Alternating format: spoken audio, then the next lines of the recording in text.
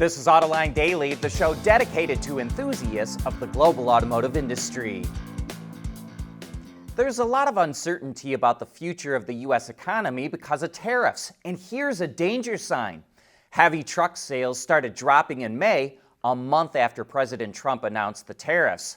Last month, Class 4 through 7 retail truck sales fell more than 28%. Industry experts say that's because there's been a drop in freight shipments, and they blame the tariffs for that. And for the full year, sales are down about 7 to 8%. These truck sales can be considered a leading indicator of what lies ahead for the economy, and this doesn't look good.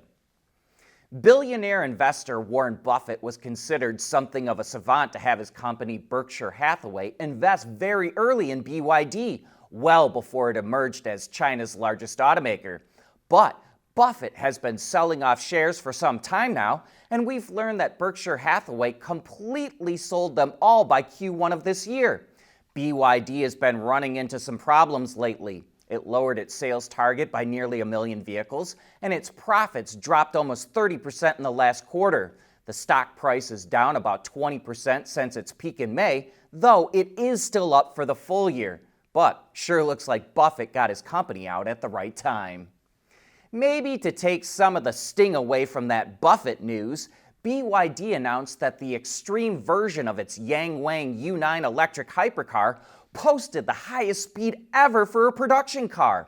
It went a tad over 496 kilometers per hour, or just over 308 miles per hour, beating out the Bugatti Chiron by about 6 kilometers an hour. The U9 speed was verified at the ATP test facility in Papenburg, Germany. BYD says it will only build 30 U9 Xtremes and will sell them for about $233,000, which is $3.6 million cheaper than the fastest Bugatti Chiron. Auto supplier Aptiv is planning on selling its electrical distribution unit instead of spinning it off. The company announced plans to spin off the unit earlier this year, but now Aptiv is reaching out to potential buyers for the unit, which could be valued at $5 billion. Aptiv's stock is up 35% this year, and it now has a market value of $18.5 billion.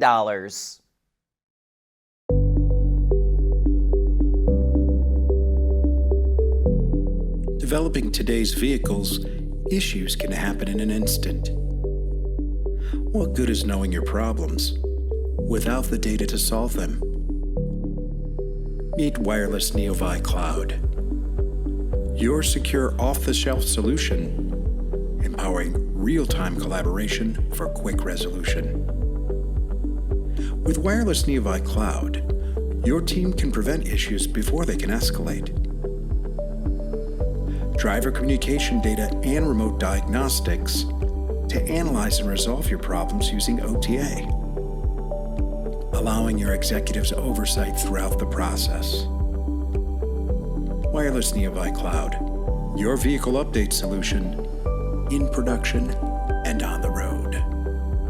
Intrepid Control Systems, driven by your data.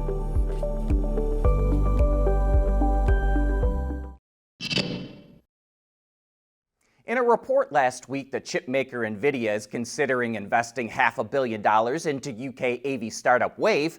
We mentioned that Nissan partnered with Wayve for its next-gen ProPilot system. Well, now Nissan is sharing a few more details about that effort. It says it developed a fleet of prototype Aria EVs with 11 cameras, 5 radar, and 1 LiDAR to demonstrate how the system would perform in downtown Tokyo.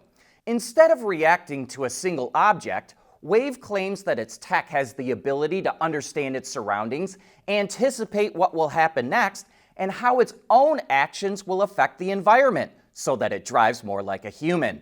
Nissan will first launch its next-gen ProPilot system in Japan. It will go on select higher production vehicles, and it will come out within its 2027 fiscal year. But just remember, that fiscal year runs from the end of March in 2027 until the end of March in 2028. And speaking of autonomous vehicles, Tesla won approval to start testing its Robotaxis in Arizona. This is similar to the services that it offers in Texas and Nevada, where a safety monitor rides in the front of the car. That monitor sits in the passenger seat for rides on surface streets, but is in the driver's seat if the car goes on the highway. While Tesla opened the Robotaxi app to the public at the beginning of the month, Bloomberg reports that it has not gotten the proper license for that yet in Arizona. California won't be replacing the $7,500 federal EV tax credit that is set to expire at the end of this month. Last year, Governor Gavin Newsom pledged to restart the state's EV subsidies if the Trump administration followed through on its campaign promise to remove the EV tax credit. But now the governor says that the state won't provide direct subsidies because California doesn't have the budget to support them. California ended its EV tax credit program in 2023, but it could still be revived next year when the state will allocate millions of dollars from a carbon sharing program.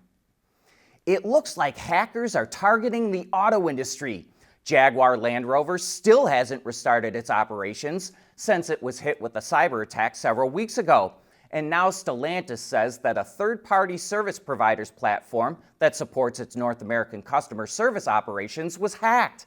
Stellantis says the hackers were only able to access contact information and not any financial or personal data.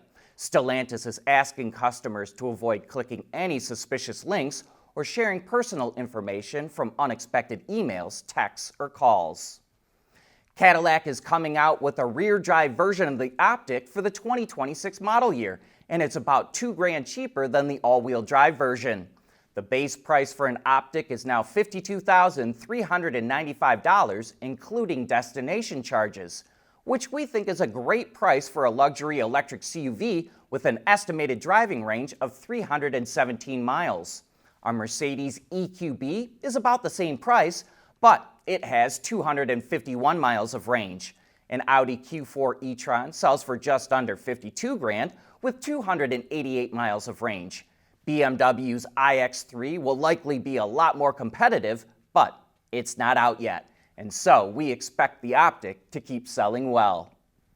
Like all other automakers, Porsche is pivoting away from its EV strategy in the face of sales being much lower than expected. Its next-generation platforms will accommodate IC engines and PHEV powertrains instead of being all-electric. Its future EV platforms will be developed with the Volkswagen Group to hold down costs, and it will keep combustion-powered cars longer. But by tearing up its previous product plan to have 80% of its lineup go fully electric by 2030, Porsche says it will take a €6 billion hit. And that wraps up today's show. Thanks for making Autoline Daily a part of your day.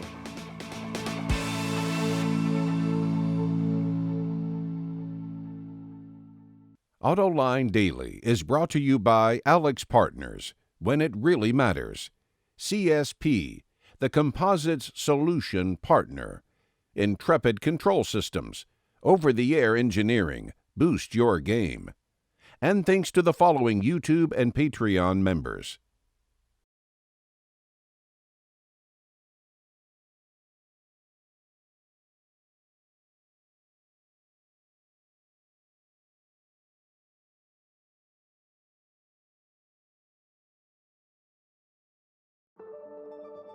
At CSP, we work with OEM engineers across the country on their journeys to lighter, safer, and more eco-friendly vehicles. Learn more at thecsp.com.